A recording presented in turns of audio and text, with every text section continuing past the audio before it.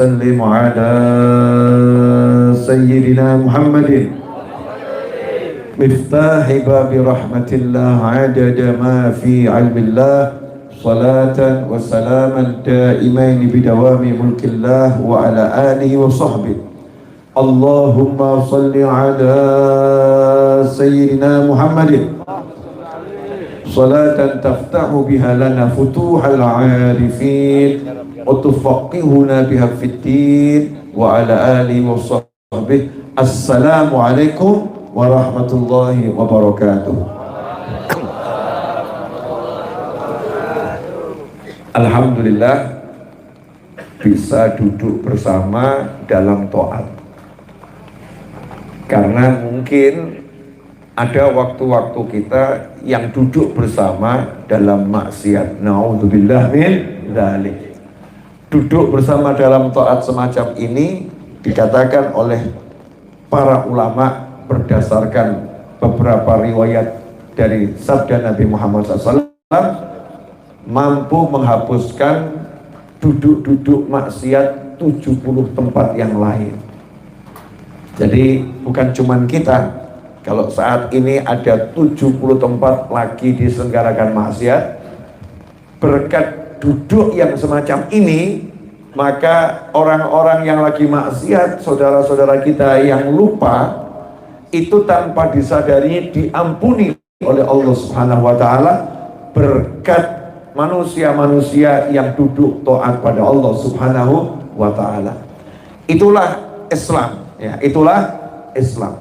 Itulah makna mukmin. Jadi orang beriman itu yang setiap geraknya manfaat untuk mukmin yang lain.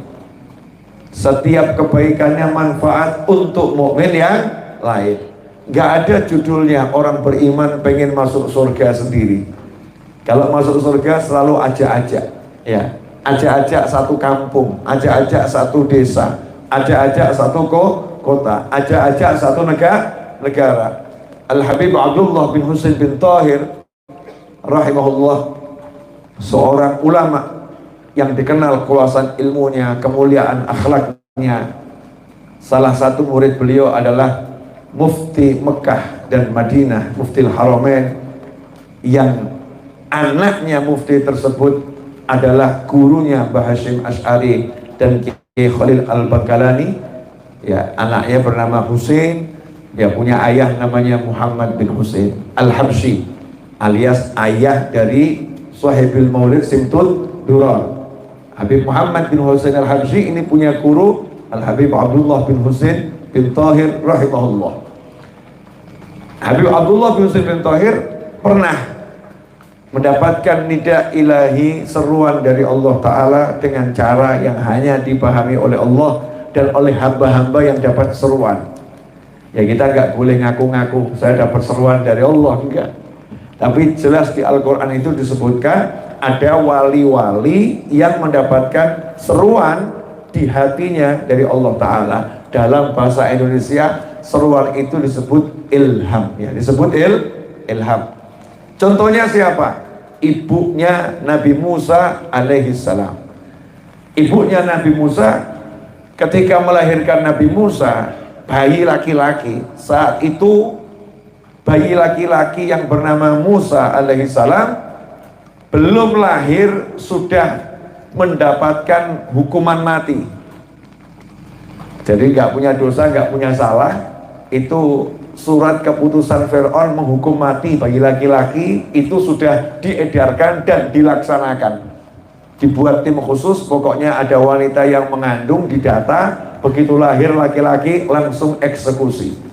Kenapa begitu Fir'aun? Karena Fir'aun takut akan ramalan orang ahli meramal bahwasanya nanti kekuasaannya akan dicabut, akan dijatuhkan oleh seorang laki-laki yang terlahir ya sebagai seorang nabi. Makanya Fir'aun menggunakan semua kekuatannya untuk mencegah itu terjadi, sementara Allah Maha menentukan apa yang akan terjadi. Maka Allah Subhanahu wa taala menyelamatkan Nabi Musa. Jadi yang diselamatin siapa? Allah. Dengan caranya siapa? Bayi dan wanita melawan Fir'aun dan kerajaannya yang luar biasa. Tentu dua kekuatan yang tak berimbang. Yang mana Fir'aun punya tim khusus, ibunya Nabi Musa nggak punya tim. Yang nggak punya tim, tapi punya Allah Subhanahu wa ta'ala. Ibunya Nabi Musa seorang hamba Allah, keturunan Nabi. Beliau adalah wali wanita di zaman itu. Di hatinya diberi oleh Allah Ta'ala perintah, hanyutkan bayimu ke laut, ya, Sungai Nil, hanyutkan ke Sungai Nil. Kemudian nanti, ya, kami akan mengembalikannya kepadamu, ya, kamu juga akan menyusuinya. Kalau dipikir nalar, dipikir pakai logika, lah wong judulnya pengen bayinya selamat, kok justru dihanyutkan ke sungai? Ini kan bertentangan, ya. Kalau pengen selamat, ya dibawa pergi naik ke atas gunung, disembunyikan ke gua, meninggalkan kerajaan Mesir, kan begitu seharusnya perintahnya. Tapi jangan melogikakan perintah Allah. Jangan memakai akal untuk ngukur-ngukur perintah Allah. Karena akal kita terbatas, sementara Allah itu maha segala-galanya. Tidak bisa dibatasi oleh akal, tidak bisa dibatasi oleh makhluk, karena Allah maha tak terbatas. Dan rencana Allah di luar nalar manusia. Maka sang ibu nurut saja sama perintah Allah Ta'ala, bayinya dihanyutkan.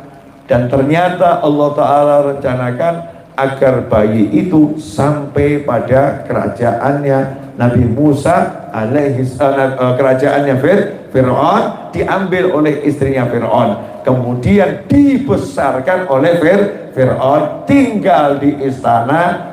Di istana bukan sembarang ruangan, tinggalnya di kamar Fir'aun, mainnya loncat-loncat di kasur Fir'aun, bahkan hobinya narik jenggot Fir'aun. Itu Nabi Musa alaihissalam. Singkat cerita Nabi Musa selamat. Kita nggak akan bahas itu, ya.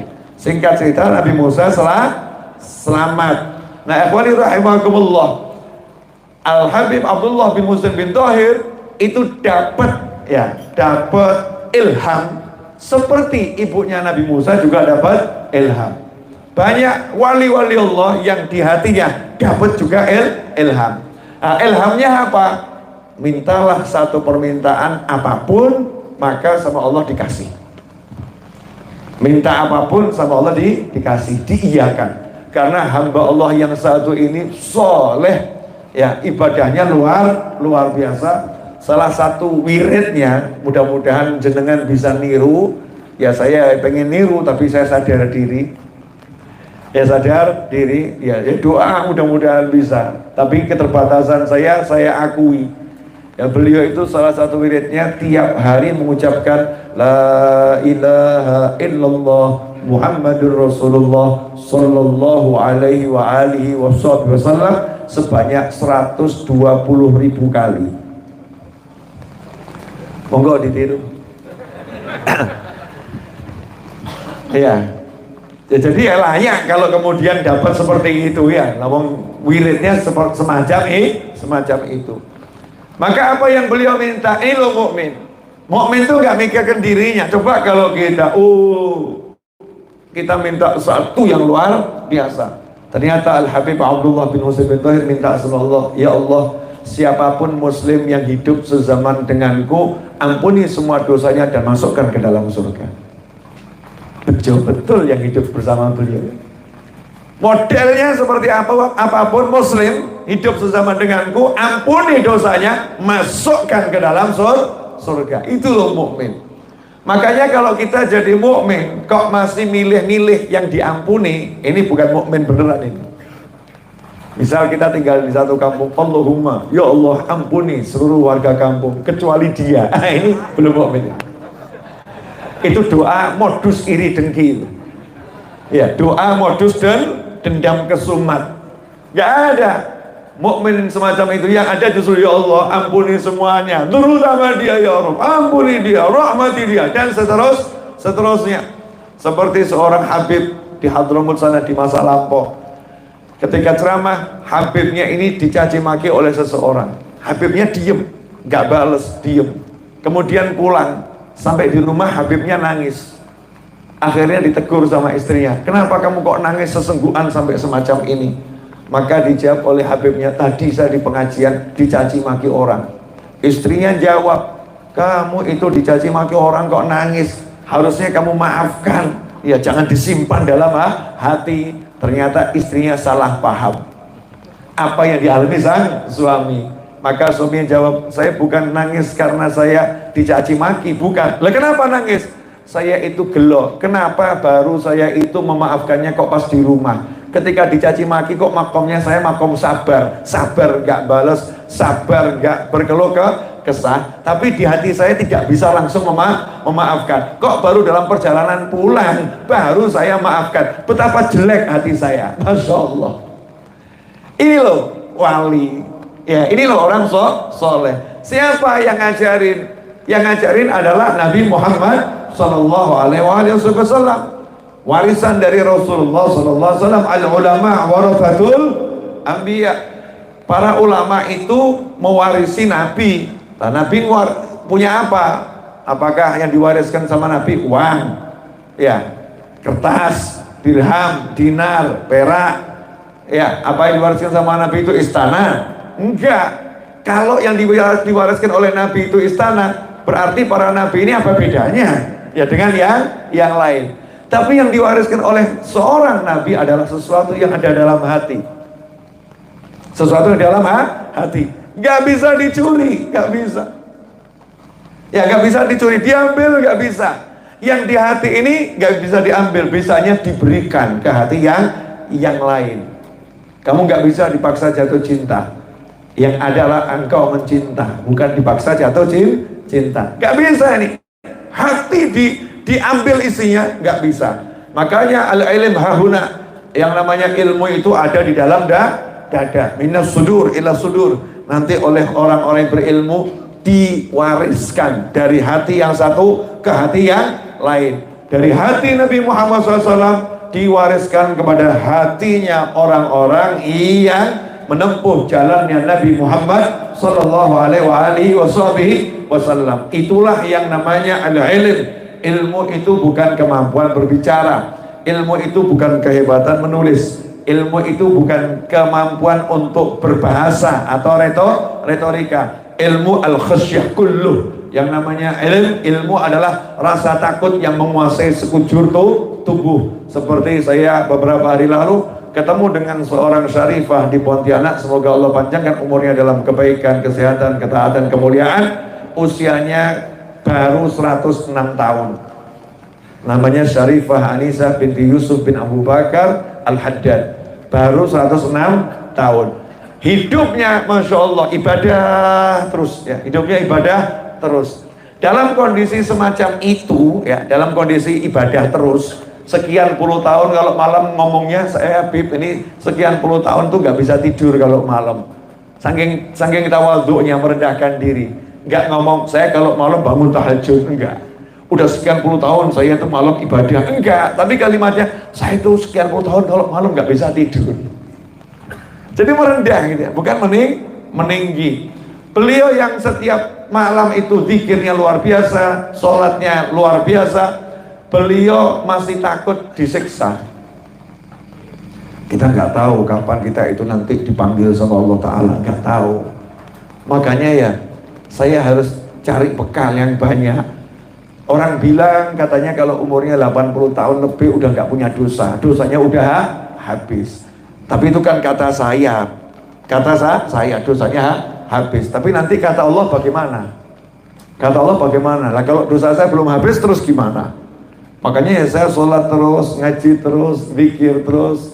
Artinya apa? Ini loh yang namanya alim, orang yang punya ilmu. Khasyah kullu. Hatinya itu punya rasa takut pada Allah Subhanahu wa Ta'ala.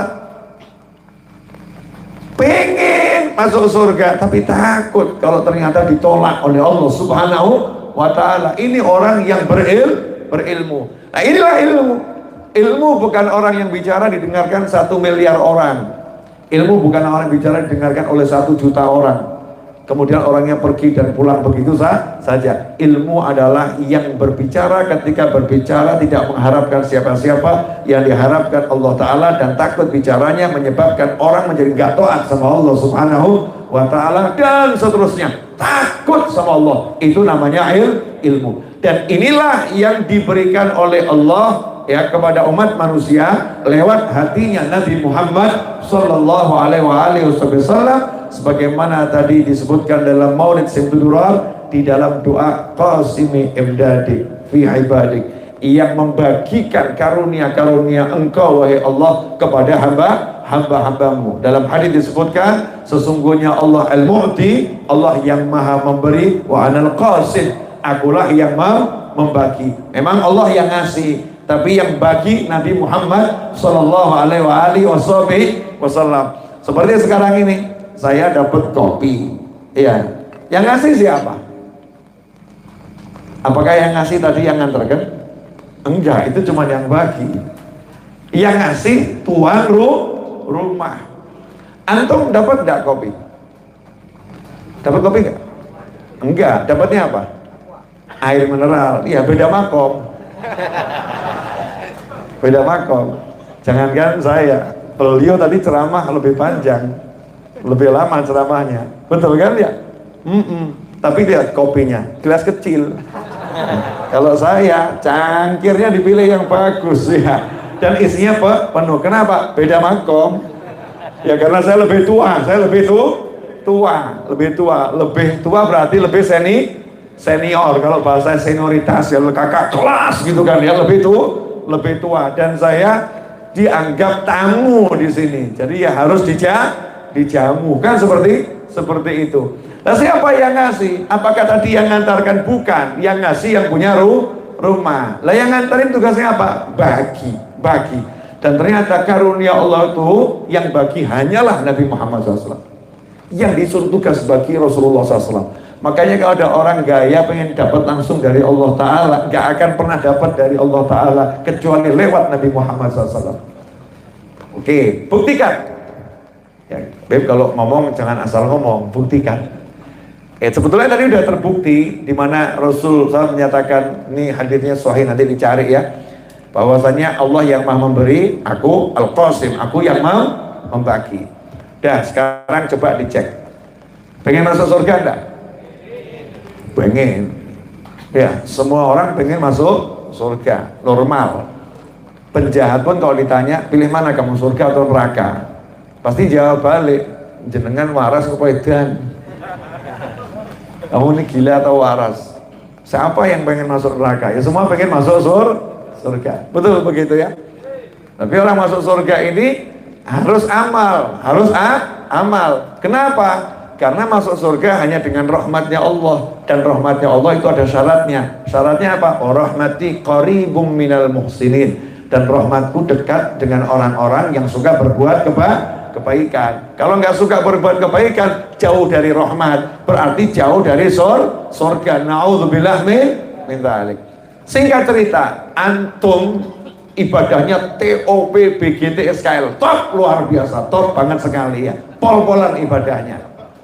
Bisa masuk surga? Nanti dulu. Surga itu ada pintunya.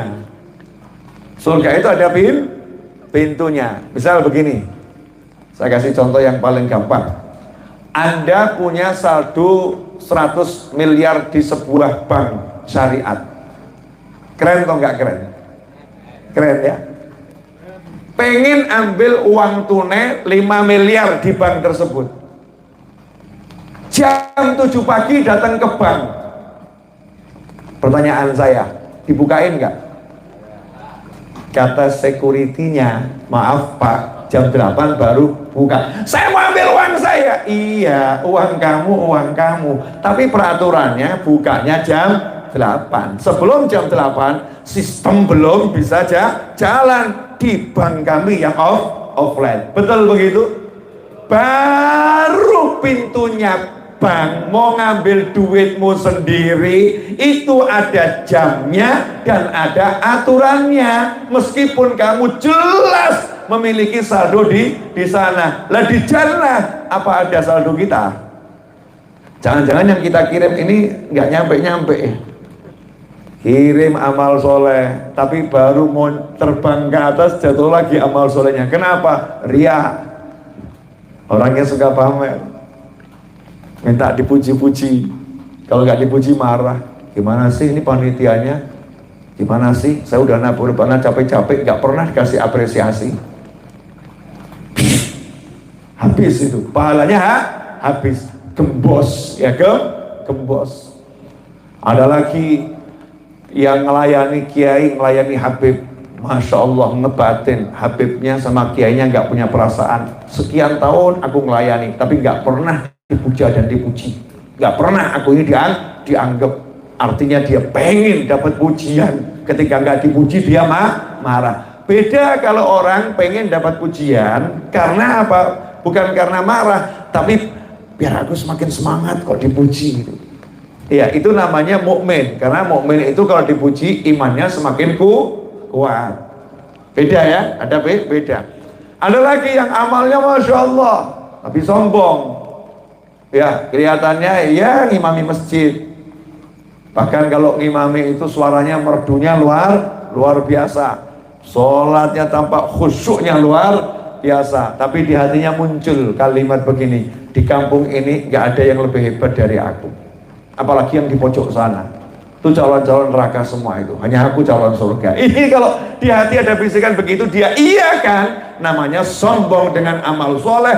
Dan ini adalah kesombongan yang luar biasa. Ngeri atau nggak ngeri? Ngeri. Kalau toh lolos, punya saldo di surga, mau ambil, meskipun itu Nabi Adam alaihissalam, meskipun itu Nabi Musa alaihissalam, meskipun itu Nabi Ibrahim alaihissalam, kakeknya Nabi Muhammad sallallahu alaihi wasallam, meskipun itu Nabi Ismail alaihissalam, di depan pintu surga mengatakan, saya mau masuk, saya mau menikmati saldo surga yang saya miliki, maka pintu surga akan mengatakan, mohon maaf, belum waktunya dibuka. Loh, kenapa? Cucumu belum masuk ke dalam surga, yaitu Nabi Muhammad SAW. Kalau Rasulullah SAW belum buka kami tidak boleh buka untuk siapapun. Artinya apa? Semua kenikmatan surga itu yang membagi adalah Nabi Muhammad SAW.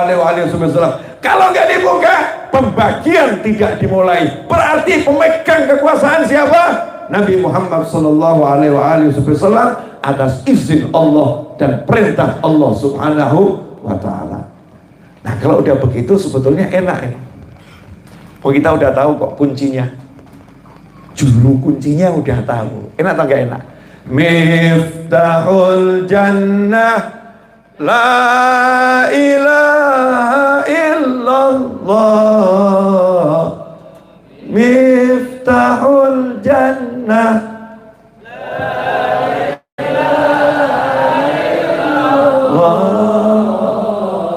la ilaha illallah Muhammadur Rasulullah.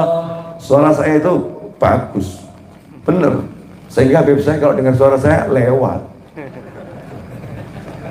nggak mandek gitu ya. Nah, kalau bagus betul kan mandek, suara siapa itu ya, saking weleknya suara saya lewat saja. Suara saya itu merdu. Ya, kalau saya dengar sendiri, didengarkan orang lain, kalau saya diam lebih merdu. Tapi ini buat contoh, Miftahul Jannah la ilaha illallah Muhammadun Rasulullah. Memang kamu punya kuncinya kalau punya dua kalimat tersebut. Tapi kunci ini ya yang membukakan harus juru kuncinya. Kalau bukan juru kunci yang bukakan, kamu nggak bisa masuk ke dalam surga. Semua harus lewat Nabi Muhammad sallallahu alaihi wasallam. Oke, sepakat ya? Betul ya? Sepakat? Jadi sehebat apapun kamu nggak akan dapat bagian kalau nggak mulai dibagi oleh Nabi Muhammad sallallahu alaihi wasallam. Berarti intinya inti, core of the core ya. Intinya inti yang menjadi pusat segala sesuatu, noktah, titik inti dari jagat raya, pusat perhatian Allah Tuhan alam semesta adalah Nabi Muhammad sallallahu alaihi wasallam. Laulaka ya Muhammad sallallahu alaihi wasallam, sallu ala nabi. Allahumma shalli alaihi. Kalau bukan karena engkau hai Nabi Muhammad SAW, aku nggak akan ciptakan surga. Jadi surga itu diciptakan karena Allah cinta pada Nabi Muhammad SAW. Karena Allah sayang pada Nabi Muhammad sallallahu alaihi wasallam. Kita mau bahas itu ya nggak nyampe. Merasa kita nggak, feel-nya nggak dapet, makomnya masih belum jelas. Ya, itu makom mahabbah. Hanya para kekasih yang paham bahasa cinta. Lawang kita nih kaum apa belum jelas kok. Mau bilang kekasih ya modelnya kok seperti ini. Dibilang pecinta kok ya seperti ini. Ya minimal fans lah.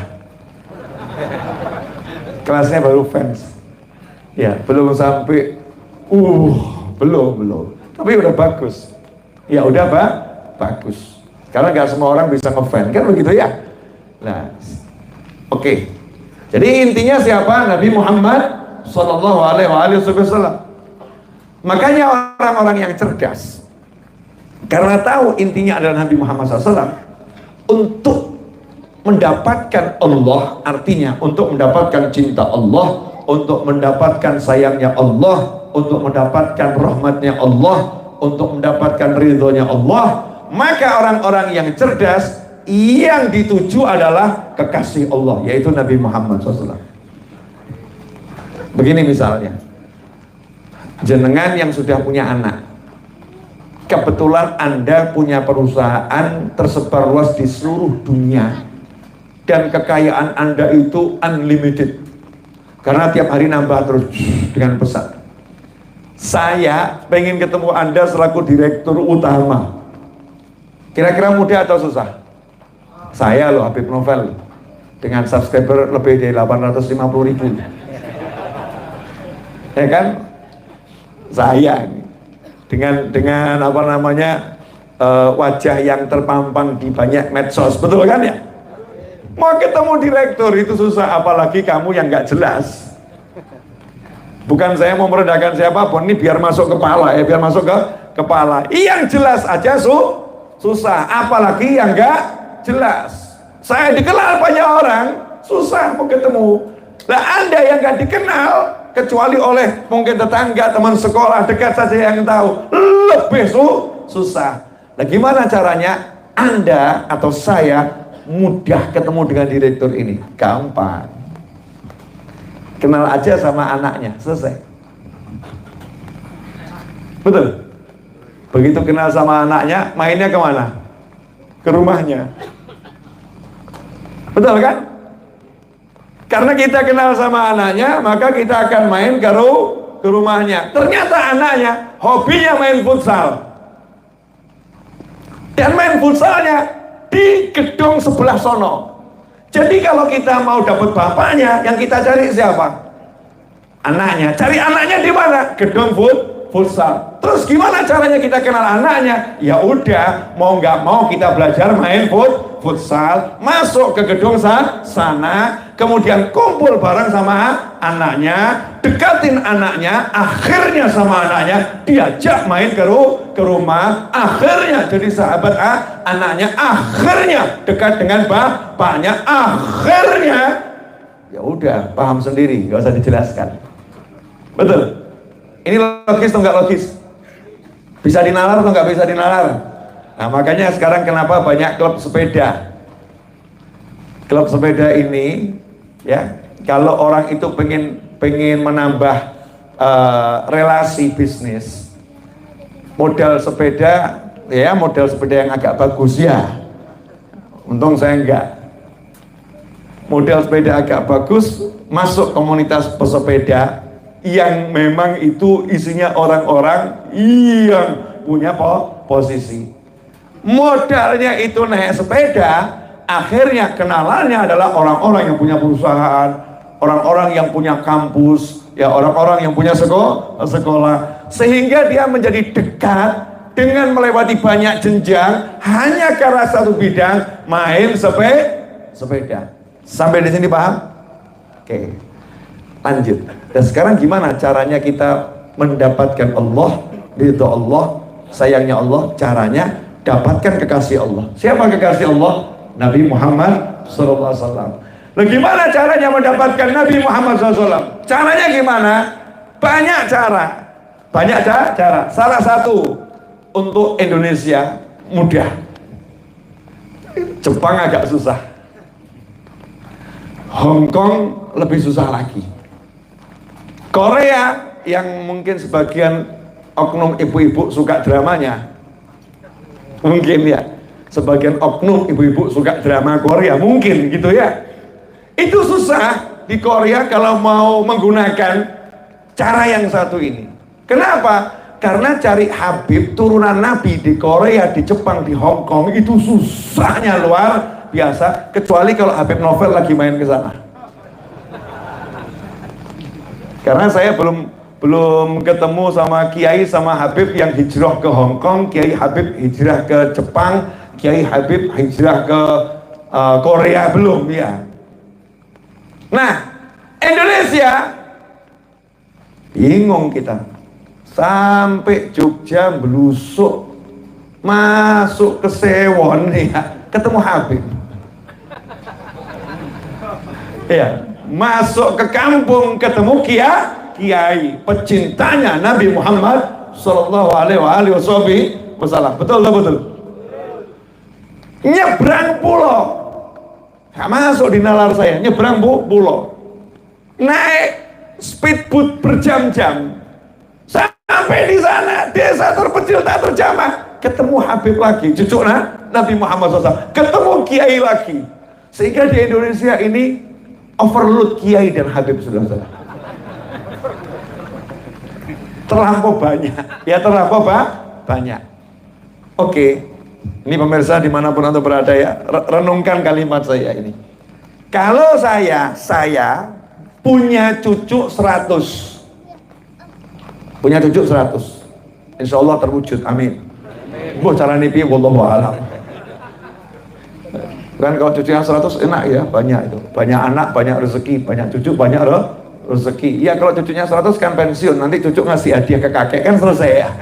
Itu maknanya banyak anak, banyak rezeki.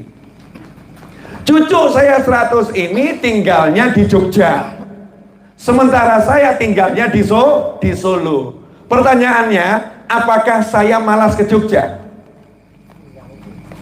Malas nggak saya ke Jogja? Nggak mungkin. Di Indonesia ini kota yang paling saya cintai adalah Jogja. Alasannya apa? Cucu saya di sana semua. Betul kan ya?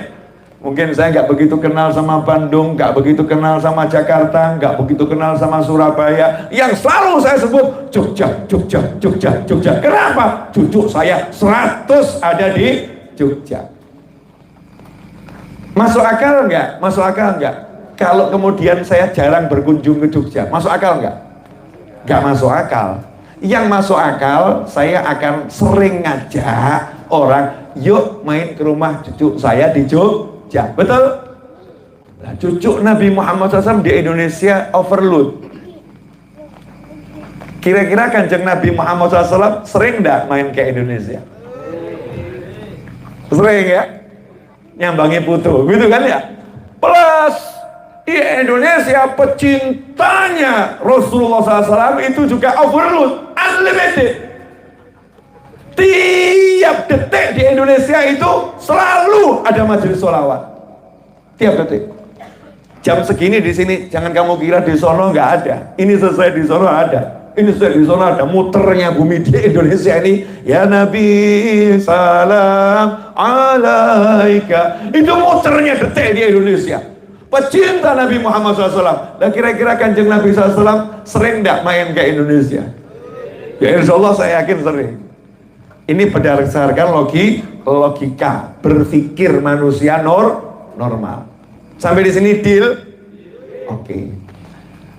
Ingat kisah Nabi Musa alaihissalam dan Nabi Khidir alaihissalam. Nabi Musa dan Nabi Khidir alaihissalam jalan-jalan melakukan perjalanan. Kalau Nabi Musa dalam rangka berguru, Nabi Khidir dalam rangka melaksanakan tugas. Perintah Allah jalan. Masuk satu desa, qadarullah, bukan desa agnia yang lomo, yang dermawan, tapi desanya bukhala. desa perumahan orang pelit dikumpulkan jadi satu. Ini kalau ada perkumpulan orang pelit buat perumahan, kira-kira ajib atau mengerikan? Ajib atau mengerikan? Orang pelit kok buat perumahan, semua orang pelit kumpul jadi satu di situ. Mengerikan atau ajib itu? Ajib, mengerikan. Nabi dan Rasul, ya, Nabi Khidir dan Rasul Musa alaihi wassalam ketuk pintu, wajahnya menyenangkan. Kelaparan, kalau nggak makan mati. Minta sesuatu dimakan. Ada sesuatu untuk kami untuk makan. Oh, enggak ada. Diusir. Ketuk yang lain. Ini pelajaran buat kita. Nabi diusir aja nggak marah kok. Lanjutkan untuk mengetuk yang lain. Kamu baru melamar anaknya orang sekali ditolak, itu marahnya luar biasa. Terus nggak mau ngelamar yang lain, kan ya BODO.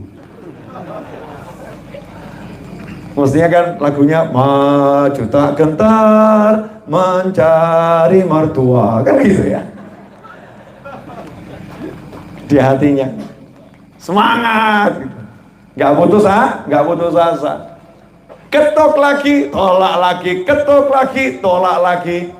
Nabi Musa ya capek, mau ngelapar kok gak makan mati kok. Alaihissalam.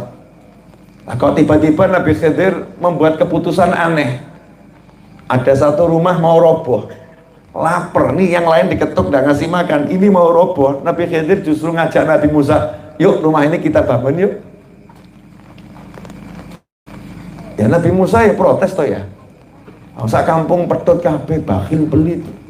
Ngapain kita bantu rumah yang satu ini? Ngapain gitu, capek-capek, ini mau mati, ini gak makan mati. Makanan belum ada diajak bangun.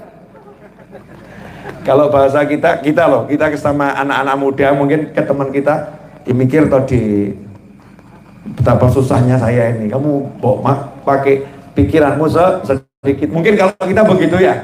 Tapi Nabi Musa ya sopan tuh sama gurunya. Oh coba padanya awakmu. Habib gitu ya. Kalau kita mungkin begitu. Nabi Musa enggak, ngomong apa adanya tapi sopannya luar biasa. Nabi Khidir ya mengatakan, oh selesai khatam nih. Janjinya kan nggak boleh nanya, ini kamu nanya lagi kenapa? Jadi murid itu nurut aja, nggak usah kakek nakok, af'alul guru ya. Perbuatannya guru jangan banyak dipertanyakan, makommu belum sampai, udah kamu nurut saja. Tapi kamu ngelanggar, ya udah selesai. Akhirnya diceritakan, rumah ini milik 2 anak yatim, betul? Pertanyaan saya, apakah selesai di situ? Enggak. Kalau selesai di situ, berarti perbuatan ini dilakukan karena memuliakan anak yatim. Tapi bukan karena ini memuliakan anak yatim. Ada komanya, karena abuhuma sholiha. 2 anak yatim ini bukan sembarang anak yatim. Karena abuhuma sholiha. Anak yatim ini kedua-duanya memiliki orang tua yang mana? Yang dulu. Kan orang tuanya yang dulu. Nah orang tua yang dulu itu berarti bukan ayahnya, bukan kakeknya, bukan mbah buyutnya. Siapa orang tua yang dulu? Ijma ahli tafsir, nanti dicek tafsir manapun. Orang tuanya yang dulu yang dimaksud adalah kakeknya urutan yang ke-7 di atas. Fulan bin Fulan bin Fulan bin Fulan bin Fulan bin Fulan yang ke-7.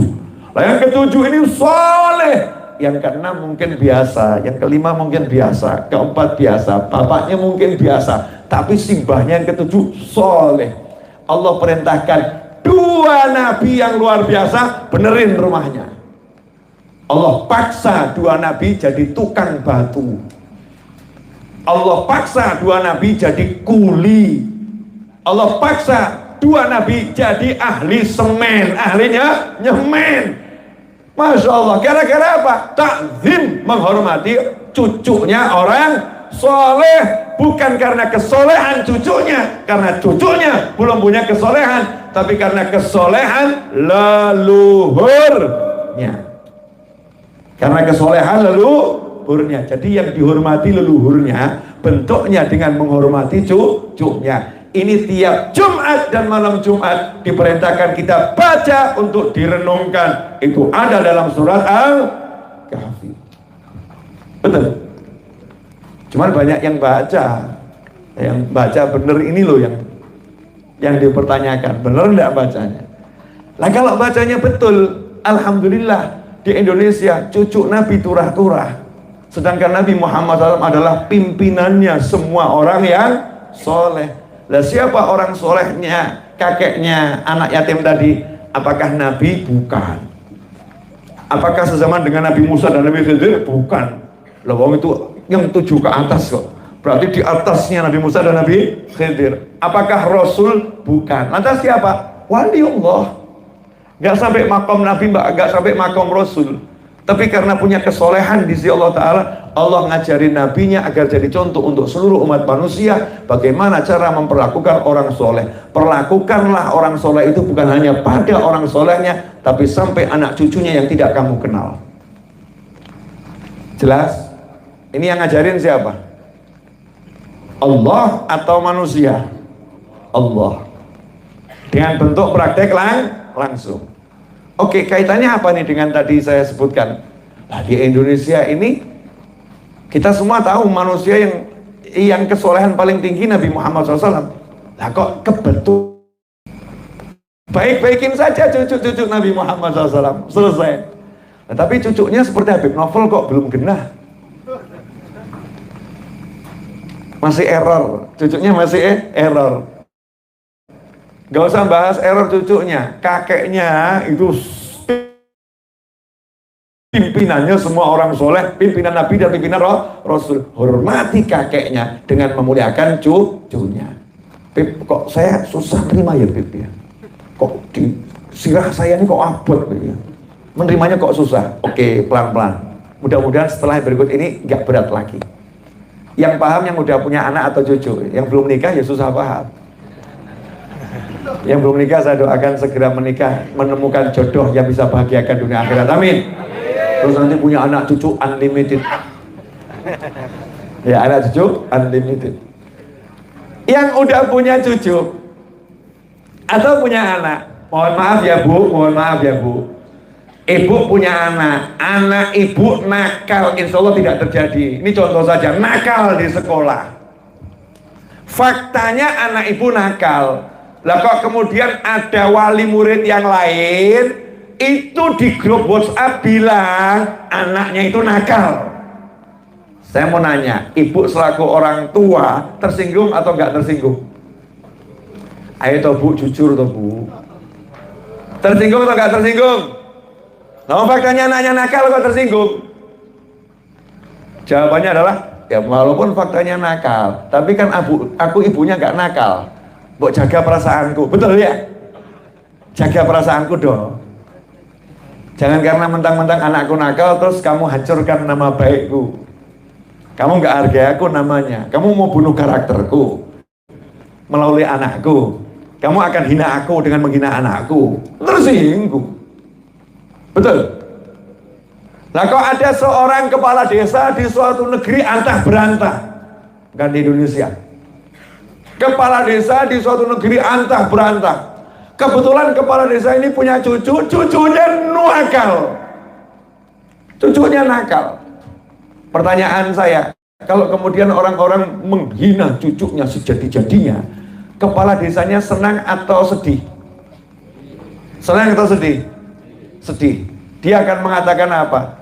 Ya udah, memang cucuku seperti itu, tapi please jaga mulutnya, hargai aku kepala desamu. Betul begitu ya? Betul tak betul? Oke, sekarang kalau saya balik, lah kok Anda punya anak, Anda punya cucu, biasa-biasa saja, baik tidak, nakal tidak. Datang Habib Novel, gak kenal sama Anda, orang asing gak kenal. Terus saya kasih anakmu atau cucumu uang 1 juta rupiah. Ini ya buat jajan, ya bilang sama ayahnya, dikasih Habib Novel buat beli buku gitu. Terus saya pergi. Anda selaku orang tua kira-kira nanya enggak siapa yang ngasih? Nanya enggak? Nanya. Senang atau enggak senang anaknya dimuliakan seperti itu? Senang. Ternyata besoknya datang paket GoFood, GrabFood, Shopee Food, pokoknya online food. sate kelatak masih panas. Masya Allah. Judulnya untuk Ananda Fulan. Anaknya ini kirimi. Orang tuanya senang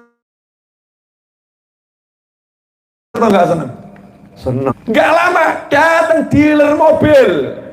Masya Allah. Ngasih mobil terbaru dengan spek tertinggi. Hadiah untuk Ananda Fulan. Saya mau nanya, senang nggak sama yang ngasih? Senang nggak sama yang ngasih? Penasaran atau nggak penasaran? Akhirnya Google Habib Novel. Muncul YouTube-nya, subscriber 850.000 lebih. Dicari biografinya, datanya. Oh, ada alamatnya, ada nomor teleponnya. Kira-kira nyoba kirim pesan nggak? Coba, betul ini dengan Habib Novel? Tunding, kaget dijawab, iya. Terima kasih atas perhatiannya pada anak saya selama ini. Betul ya? Mohon maaf, anak saya belum bisa membalas kebaikan Habib. Tapi karena saya juga direktur 70 perusahaan, dan saya temukan data nomor rekening Habib itu tersebar luas di medsos, maka tadi barusan saya masukkan ke rekening Habib itu uang senilai 200 miliar. Wow, subhanallah. Senang nggak saya? Senang. Kenapa? Karena bapaknya ternyata wong suge, lomonya luar biasa. Betul. Karena orang yang dermawan itu kalau anaknya didermawani, dia akan bangkit sifat dermawannya, akan membalas lebih baik lagi. Betul semacam itu? Nggak usah jauh-jauh. Ini kan permisalan rojo lebih ya. Agak lebih, tapi sengaja saya lebihkan. Biar apa? Biar paham. Lah kok ibu dikirimi sama fulan tadi itu, anaknya ya, dikirimi makanan ini makanan itu. Nah, ibu bisanya nyambel. Kira-kira pengen nggak buatkan sambal terasi dikirimkan? Isoku iki, ya kan ya? Akan dikirimkan. Dan sekarang bayangkan kalau itu cucu Nabi Muhammad SAW. Nah kok terus saya, Anda berbaik-baik sama cucu Nabi Muhammad SAW karena ingat, iki putune Kanjeng Nabi. Ngomongnya kita alus-aluskan, santun-santunkan, sopan-sopankan, walaupun sebetulnya Habib Novel nyebelin. Monggo Bib diunjuk, walaupun Habibnya nggak akhlak. Monggo Bib. Nabi Muhammad SAW dapat laporan. Ini Fulan menyayangi cucumu. Cucumu nggak pernah balas. Akhirnya apa yang terjadi? Ya udah, kalau begitu aku yang akan balas dia. Pilih mana? Dibalas cucunya atau dibalas kakeknya? Makanya kalau berhubungan dengan cucunya kiai, cucunya nabi, jangan minta balasan dari cucunya. Kenapa? Rugi. Minta saja langsung sama kakeknya. Saya kalau ketemu turunnya Mbah Wahab Hasbullah, senangnya luar biasa saya. Kenapa? Kakeknya wali. Saya kalau ketemu turunannya Mbah Hasyim Asy'ari, senangnya luar biasa. Saya baik-baikin. Biar apa? Kakeknya turun tangan. Ya, biar kakeknya, Novel ini baik sama cucu saya. Selesai saya. Ya, dapat banyak hadiah yang luar biasa. Itu cara mendekat kepada Allah Subhanahu wa Ta'ala. Mendekat melalui orang-orang yang dekat dengan Allah Subhanahu wa Ta'ala. Ini salah satu cara mendekat kepada Nabi Muhammad SAW. Dan itulah yang diajarkan oleh Khalifah Abu Bakar As-Siddiq radhiyallahu ta'ala anhu, dan dicontohkan langsung dalam kitab Sahih Al-Bukhari, di mana Sayyidina Abu Bakar As-Siddiq mengatakan radhiyallahu anhu, dekatilah Nabi Muhammad SAW melalui anak cucunya, melalui keluarganya. Dan beliau mencontohkan langsung Sayyidina Abu Bakar As-Siddiq radhiyallahu anhu suatu hari berjalan bersama Khalifah Ali bin Abi Thalib radhiyallahu ta'ala anhu. Kemudian Sayyidina Abu Bakar melihat Sayyidina Hasan, cucu Nabi Muhammad SAW yang tua, yang lebih besar dari Sayyidina Husain, kakaknya Sayyidina Husain, lagi main dengan teman-teman sebayanya. Sementara Sayyidina Abu Bakar jalan berdua dengan Ali bin Abi Thalib, ayahnya Sayyidina Hasan. Apa yang dilakukan oleh Sayyidina Abu Bakar radhiyallahu anhu? Apa mengatakan, itu anak kecil, anakmu ya, lagi main sama temannya, apa begitu? Enggak, bapaknya ditinggal. Ali bin Abi Thalib radhiyallahu taala anhu ditinggal. Sayyidina Abu Bakar As-Siddiq radhiyallahu anhu mengejar Sayyidina Hasan, kemudian dicangkeng, dijunjung, ditaruh di pundaknya, dipuji-puji seperti ini sambil mengatakan, "Bi abi, demi ayahku, Syabih, dia lebih mirip dengan kakeknya ketimbang bapaknya. Dia lebih mirip dengan kakeknya ketimbang bapaknya." Sayyidina Ali yang di samping ketawa, betul ketawa. Itu loh caranya ibadah mendekat kepada Allah lewat Nabi Muhammad Sallallahu Alaihi Wasallam. Asik atau nggak asik? Lah kita di Indonesia punya kesempatan yang luar biasa. Di Hong Kong bingung mana Habibnya ya, nggak ketemu. Makanya mungkin banyak orang Hong Kong ke Indonesia itu mungkin cari itu. Ya, makanya banyak TKW mengundang Kiai dan Habib ke Hong Kong gara-gara itu. Lantas bagaimana dengan para kiai, para ulama? Hubungannya apa dengan Nabi Muhammad SAW? Tuh jangan lupa, al ulama warathatul anbiya. Lah kalau pewaris-pewaris Nabi kita muliakan, yang turun tangan siapa? Nabinya. Seperti tadi ya, turunannya wali biasa, itu wali biasa bukan Nabi. Artinya turunan orang soleh, dimuliakan sama Nabi Khidir alaihi wassalam dan Nabi Musa alaihi wassalam gara-gara kesolehan leluhurnya. Maka kalau kita lihat di Indonesia ini banyak turunannya wali-wali, muliakan turunannya demi memuliakan leluhurnya. Ini mukaddimah, bukan ceramah. Berapa menit Mas? Hah? Yakin? Mukaddimahnya udah 52 menit. Jenengan kraos boten? Yang bener, masa nggak terasa? Mau kakinya udah ditekak-tekuk. Dibilang nggak kerasa. Nah apa ya, tambah dikit ya. Cara yang kedua. Nah ini lebih gampang, lebih mudah. Yang tadi ya super mudah, tapi ini juga lebih mudah. Lewat apa? Menyapa langsung Nabi Muhammad SAW. Ya, jadi kalau kita sapa Nabi, Allah nyapa kita. Kalau kita muliakan Nabi, Allah muliakan kita. Dengan satu perbuatan namanya sholawat, yang tadi udah dijabarkan.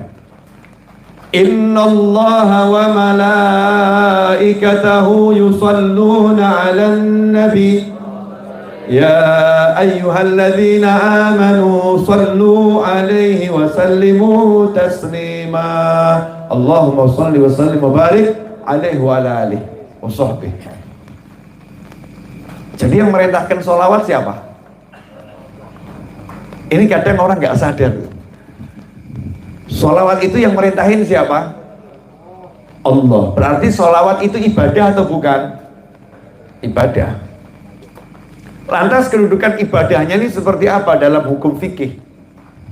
Dalam hukum Islam, ibadah yang namanya sholawat itu hukumnya wajib, bukan sunnah. Sholawat itu hukumnya wajib. Tapi masalah wajibnya kapan dan bagaimana itu beda pendapat ulama. Seperti puasa, ya hukumnya wajib. Kapan? Ramadan. Puasa Ramadan wajib. Selain itu hukumnya sunnah. Ada pula puasa yang haram. Sholat hukumnya wajib. Kapan? 5 waktu. Kecuali bagi wanita yang berhalangan, atau orang yang hilang akal, atau yang belum balik. Tapi secara umum hukumnya wajib. Sholawat hukumnya wajib. Kapan? Nah di sini ulama beda pendapat. Imam Syafi'i mengatakan setiap kali sholat dalam at-tahiyat akhir. Makanya kalau ada orang sholat at-tahiyat akhir nggak pakai sholawat kepada Nabi Muhammad SAW dan keluarganya, sholatnya tidak sah. Betul begitu? Ada ulama yang mengatakan sekali seumur hidup. Ada ulama yang mengatakan setiap kali disebut nama Nabi Muhammad SAW, maka wajib yang mendengar bersolawat pada Nabi Muhammad SAW. Intinya solawat hukumnya wajib. Yang kedua, hukumnya sunnah. Kapan? Selain kewajiban tadi. Kapan diantaranya? Saat duduk. Saat duduk itu disunahkan sholawat. Kenapa disunahkan sholawat? Karena juga ada ancaman. Siapa yang duduk tidak berzikir kepada Allah, gak sholawat pada Nabi Muhammad SAW, duduknya itu akan jadi penyesalan buat dia kelak di hari kiamat. Bangun meninggalkan tempat di mana kita duduk, duduknya dimanapun, duduknya suruh sholawat, bangunnya suruh sholawat. Bahkan diancam, siapa yang bangun gak sholawat, aromanya lebih busuk daripada bangkai. Ngeri atau enggak ngeri? Ngeri. Ada yang wajib, ada yang sunnah. Itu sholawat. Saya nggak akan bahas itu. Itu urusannya ilmu fikih. Saya mau bahas ilmu yang lain. Boleh? Ya, judulnya ilmu senggol menyenggol. Bahasa kekinian, senggol anaknya dapat ibunya.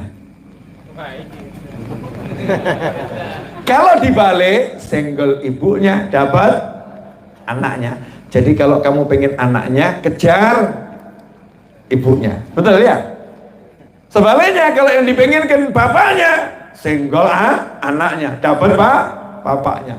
Nah kita pengen Allahnya, senggol nabinya Muhammad SAW. Sentuh nabinya Muhammad SAW, maka akan dapat Allahnya.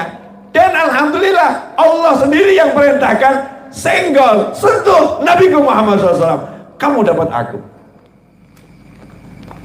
Siapa yang sholawat padamu 1 kali, aku sholawat sama dia 10 kali. Enak ya? Berarti tinggal kita senggol Nabi Muhammad SAW, sholawat sama Nabi, disholawati Allah.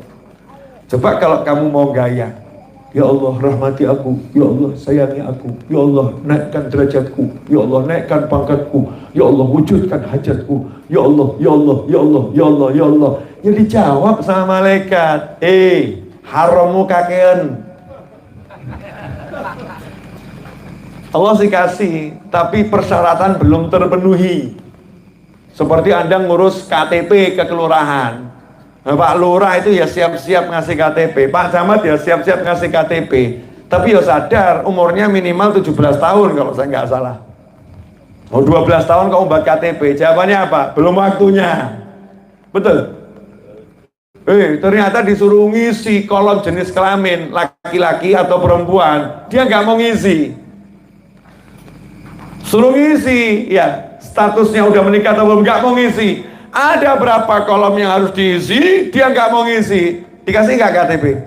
Syaratnya belum terpenuhi. Isi dulu tuh formnya, lengkapi. Nanti KTP-mu akan keluar. Dan seterusnya. Nah ini minta sama Allah, terus kamu kira nggak ada formnya gitu? Jul-julan. Ud'uni astajib lakum, jalu tak kei bener. Tapi ya ono syaratnya. Syarat itu dan ketentuan berlaku, ada apostrof kecil. SK berlaku, syarat dan ketentuan berlaku. Judulnya itu pengajuan proposal kok, doa. Ya doa. Syaratnya apa? Makanannya harus halal, pakaiannya harus halal, hatinya nggak boleh punya kebencian pada sesama muslim, nggak boleh mutuskan tali silaturahim. Lah kalau ternyata syarat dan ketentuan nggak berlaku, ya udah ditumpuk di langit. Makanya itu kamin doain, ya berapa banyak doa itu yang yadur, hanya berputar-putar di langit, nggak nyampe nembus langit. Naudzubillah min dzalik. Nah, gimana caranya kita nggak pakai minta tapi Allahnya ngasih? Tak kasih kamu rahmat, tak kasih kamu ampunan, tak kasih ya kamu apa namanya hajatmu apa, tak kasih. Tak kasih yang kamu pengen saya kasih. Allah yang ngomong tak kei, tak kei, tak kei, tak kei, tak kei. Allah yang ngasih. Caranya gimana? Senggol Nabi Muhammad SAW. Ya Rabbi sholli ala Muhammad SAW. Ya Allah tolong kanjeng Nabi disolawatin ya. Ya Allah tolong kanjeng Nabi dikasih rahmat. Oh iya tentu. Ya Allah tolong kanjeng Nabi dinaikkan pangkatnya. Oh pasti dijawab sama Allah Ta'ala. Oh pasti. Ya Allah, tolong senangkan Nabi Muhammad SAW. Oh ya udah pasti. Lah karena kamu mau mendoakan Nabiku, takei gue seneng, takei rahmat, takei ampunan, takei hajat-hajatmu. Enak atau enggak enak? Itu maknanya aku bersolawat kepadanya 10 kali. Jelas? Jadi sekarang masih mau mengandalkan itu, ibadah-ibadah kita yang sok itu. Seorang butuh solawat. Sok hebat dengan ibadah-ibadahnya. Sok mampu langsung ngomong sama Allah gitu ya, sok gitu ya. Nggak akan diterima. Apapun yang kita sampaikan ke Allah tidak diawali sholawat dan tidak ditutup dengan sholawat. Itu syarat standar minimal. Allahumma sholli ala sayyidina Muhammad. Baru minta. Enggak ya. Bismillahirrahmanirrahim. Alhamdulillahirrahmanirrahim. Allahumma. Kata malaikat, kesusu.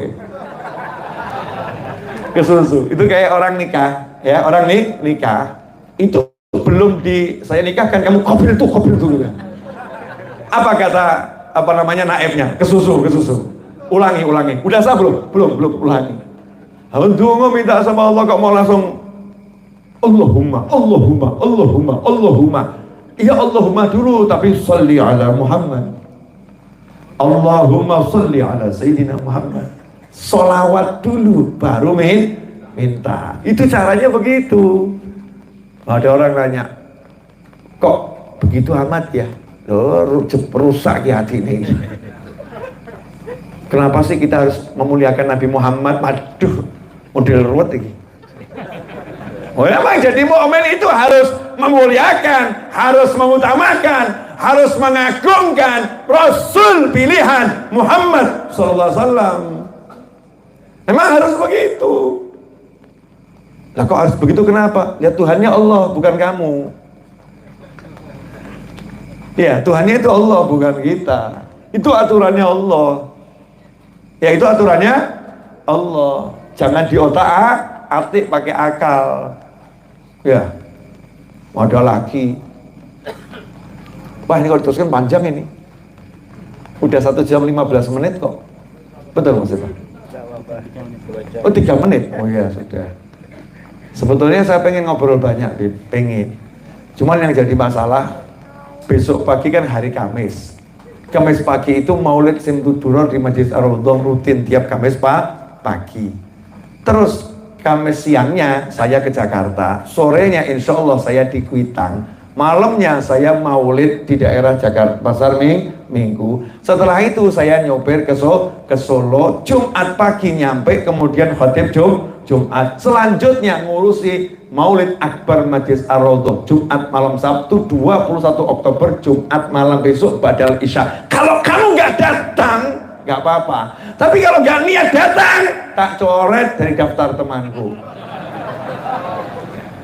Nggak datang nggak apa-apa, tapi kalau niat saja nggak mau, aduh ngaku nekon kok niat gak gelem. Harus pasang niat. Makanya saya ya nggak bisa lama, sebab kamu pulang rumahmu nggak begitu jauh, saya perlu GPS 2 jam. Betul ya? Sekarang jam berapa ini Mas Seto? Setengah 12, setengah 1, setengah 2, jam 2 masuk rumah. Itu saya udah janjian kerja bakti sama santri-santri. Serius ya, janjian kerja bakti. Jadi apakah kamu tega memperlakukan aku seperti ini? Kan udah diterangkan tadi bagaimana cara memperlakukan cucu Nabi, betul kan ya? Maka ya amalkan gitu loh ya, amalkan. Nah terus kadang-kadang ini orang cinta sama kiai, cinta sama Habib, tapi lupa diri. Hei para pecinta, jangan lupa diri. Lihat kiai saking cintanya sama kiai, I love you, diperkes kayak sang bekan. Badanmu gede, Habibnya sama kiainya kan jarang makan, kurus. Lah kamu kan hobinya makan, perkes. Sampai di rumah baru sambat sama istrinya, anu ya kok awakku pegel kabeh apa ya, kesleo dan lain sebagainya. Belum lagi yang salaman, Masya Allah bagus yang namanya berjabat tangan, apalagi cium tangan tanda hormat. bagus, tapi nggak pakai berakot. Wah, ada yang sampai digigit berbentuk gede, masya Allah. Naudzubillah min dzalik. Ya, semua itu bagus, tapi ingat, akan lebih bagus kalau kita juga perlakukan orang tua kita seperti itu. Seringkali tangannya Habib dicari, tangannya Kiai dicari, cakep, tapi tangan orang tuanya nggak pernah dicari. Masya Allah. Habib sama Kiai datang di pengajian dihormati, bagus. Iya, tapi orang tuanya datang nggak pernah diparani. Masya Allah. Pergi ziarah ke sana dan ke sini, iya, mengunjungi para ulama, bagus. Tapi orang tuanya nggak pernah dikunjungi, cakep, masya Allah. Ya, naudzubillah min dzalik. Surga di depan mata adalah orang tua. Maka muliakan orang tua lebih daripada ulama dan para habaib yang kamu cintai. Junjung tinggi orang tua masing-masing. Hargai, muliakan, hormati, kecup keningnya, ajak bercanda.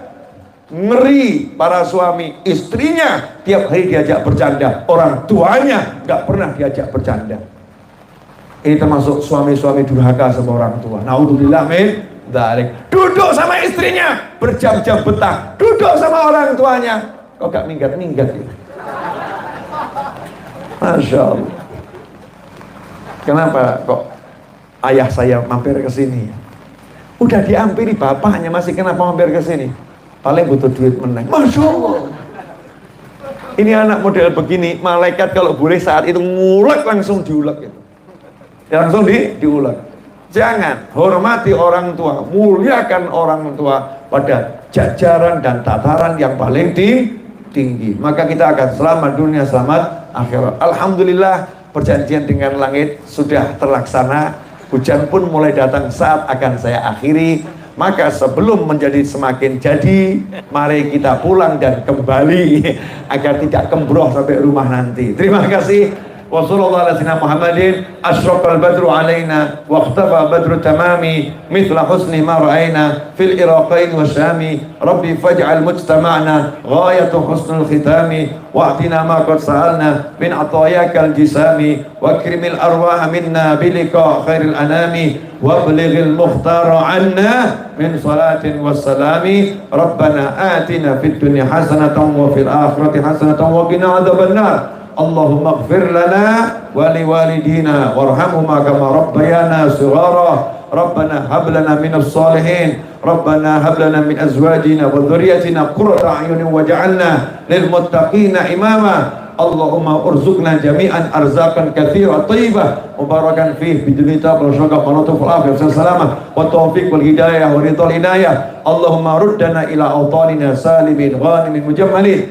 bi khair dunya din rahmatika ya arhamar rahimin. Allahumma salli ala sayyidina Muhammadin wa ala ali sayyidina Muhammad salatan tunjina biha min jamil ahwali wal afat wa taqbilana biha jamil hajat wa tutahhiruna biha min jamil sayiat wa tarfa'una biha 'indaka ala darajat wa tuballighuna bi aqsal ghayat min jamil khairat fil hayati wa ba'da al mamat. Amin Allahumma amin. Qabul insyaallah.